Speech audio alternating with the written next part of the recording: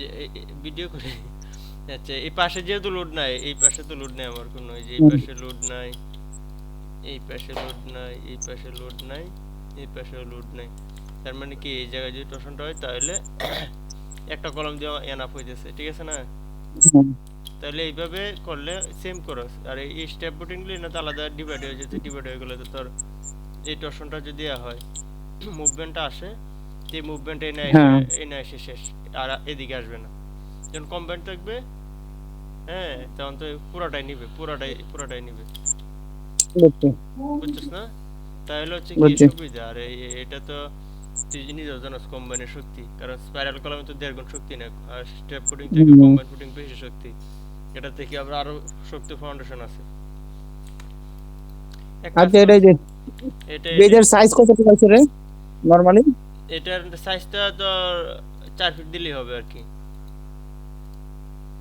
4 fit দিলেই না, এই যে হবে, কারণ এটার সবগুলো এমনি নরমালি সাইজ কত কত আসছে? তোর ইয়া আছে, তোর কলাম সাইজ আছে 10-15, খালি কাস্টিং বেশি যাবে, হুম, কাস্টিং বেশি যাবে আর কি। তোর আর এই পাশে 12-12 নিচে তো কলম দেওয়া যাবে না, 12 কলম না, আর কি।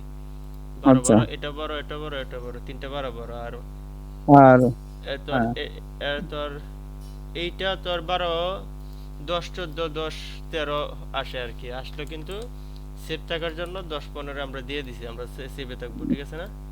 ঠিক আছে, বুঝছি। কারণ আমরা আমরা এ করবো, আমরা রিক্সে যাবো না, রিক্সে গিয়ে আচ্ছা, ড্রয়িং এ থাকলে তোর রেইনফোর্সমেন্ট কিরকম আসছে? ওই যে 10 দেড় 15 বাই 10 রেইনফোর্সমেন্ট কিরকম আছে?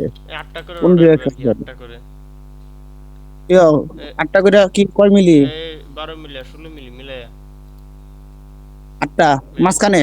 মাঝখানে শুধু, আর আচ্ছা, বাকিগুলাতে তোর মিক্সড থাকবে আর কি, একটু ইকোনমিক করে দেওয়া লাগবে আর কি, 16 ভালো আচ্ছা, মিলাই মিলাই।